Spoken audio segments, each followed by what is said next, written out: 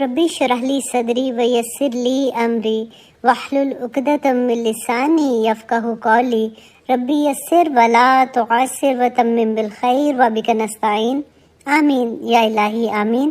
آج انشاءاللہ ہم سورۃ المائدہ آیت نمبر 82 کریں گے، اور آگے دیکھیے اللہ سبحانہ تعالیٰ کہتے ہیں لا تجدن اشد الناس عداوۃ، کہ البتہ آپ ضرور پائیں گے اشدہ سب سے زیادہ سخت الناسا لوگوں میں سے عداوتن دشمنی میں للذین آمنو ان لوگوں کو جو ایمان لائے الیہودا یہود کو، جو یہودی ہیں۔ اللہ سبحانہ تعالیٰ کہتے ہیں والذین اشرکوا، اور وہ لوگ جنہوں نے شرک کیا، ان لوگوں کے ساتھ جو ایمان لائے تم دشمنی میں سب سے زیادہ پاؤ گے۔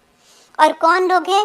وَلِتَجِدَنَّ، اور البتہ ضرور پائیں گے اقربہم سب سے زیادہ قریب ان میں مودتن محبت میں للذین ان لوگوں کو جو آمنو ایمان لائے، الذین قالوا ان لوگوں کو جو یہ کہتے ہیں انا نصارا کہ ہم نصارا ہیں، کہ ہم نصرانی ہیں۔ ذالک بانہم، یہ کیوں اللہ سبحانہ تعالیٰ کہتے ہیں؟ اس وجہ سے کہ منہم ان میں سے قسیسین علماء ہیں و رہبانن اور راہب ہیں، وانہم اور بے شک وہ لا یستکبرون اور وہ تکبر نہیں کرتے ہیں۔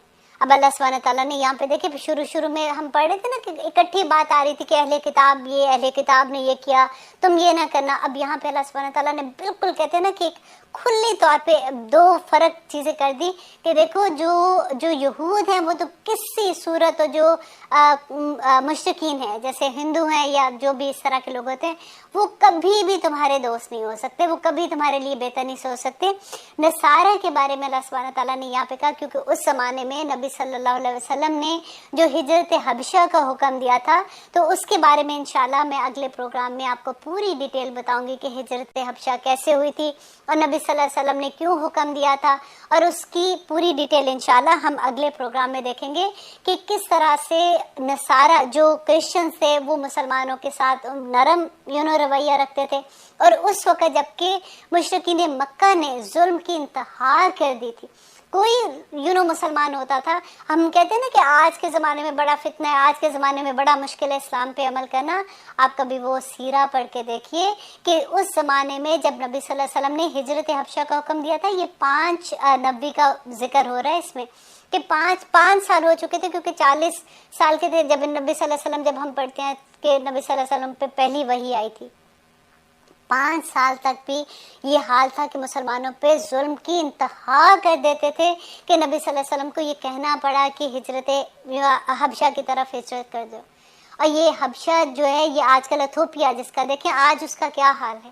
ایک زمانے میں یہ بڑی طاقتور قوم ہوتی تھی، اور بڑے جیسے آتے نا آج کل کے سپر پاور ہوتے ہیں، اور بڑے جیسے پڑھی لکھی قوم ہوتی تھی، اس طرح کے لوگ تھے، اور اللہ سبحانہ تعالیٰ نے دین و دنیا میں بھی ان کو بڑی ترقیاں دی ہوئی تھی۔ اور یہی نجاشی بادشاہ تھا جو مسلمان بھی ہوا تھا، اور اتنی انٹرسٹنگ ان کی ساری کہانی ہے۔ لیکن اس وقت دیکھیں 5 سال میں بھی کوئی مسلمان جب کلمہ پڑھ لیتا تھا تو اس کے ساتھ اتنا ظلم ہوتا تھا کہ ایسا نہیں ہوتا تھا کہ کوئی کہتا کہ میں مسلمان ہوں تو اس کو ہار پہنائے جا رہے تھے۔ اتنا مشکل وقت تھا۔ نبی صلی اللہ علیہ وسلم نے 13 سال مکہ میں جو گزارے تھے، کبھی آپ ان کی 13 سال کی ہسٹری پڑھ کے دیکھیے کہ آخر کیوں مدینہ کی طرف ہجرت کی تھی۔ اپنا گھر بار، اپنے دوست، اپنے باپ، اب دیکھیے سارا کچھ تو مکہ میں تھا۔ یہ سبھی لوگ جو صحابی تھے یہ وہیں پیدا ہوئے تھے نا نبی صلی اللہ علیہ وسلم کے ساتھ جنہوں نے ہجرت کی تھی۔ وہ اپنے سارا کچھ چھوڑ کے کیوں نکلے تھے؟ صرف اللہ کی خاطر نکلے تھے، اور اتنے ظلم اس وقت ان کے اوپر ہو رہے تھے۔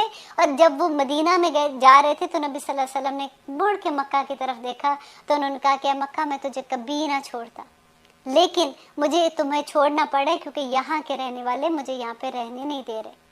اللہ سبحانہ تعالیٰ ہم پہ اپنا رحم، اپنا کرم کر دے، کیونکہ آج اسلام پہ عمل کرتے ہوئے ہماری 100 چیزیں ہم سوچتے ہیں کہ آج کے زمانے میں تو بڑا مشکل ہے، اب ایسے تو ہم کر نہیں سکتے، ہم ایسے نہیں کر سکتے۔ آپ دیکھیے کہ ایون دو ہم امریکہ میں ہیں، یہاں پہ کوئی مشکل نہیں ہے۔ آپ دیکھیے جگہ جگہ پہ مسجدیں ہیں، اور اتنی خوبصورت مسجدیں ہیں کہ پاکستان میں مسجدیں کیا ہوں گی، اور یہاں پہ کوئی کسی کو منع نہیں کرتا اپنے ریلیجن کو فالو کرنے میں۔ یہ سب ہمارے بہانے ہوتے ہیں جب ہم نے نہیں کام کرنا ہوتا۔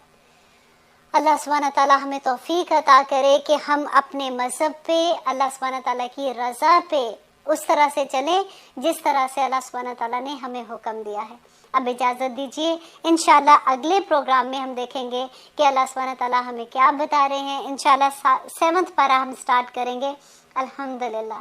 اب اجازت دیجیے، سبحان ربک رب العزت عما یصفون وسلام علی المرسلین والحمدللہ رب العالمین۔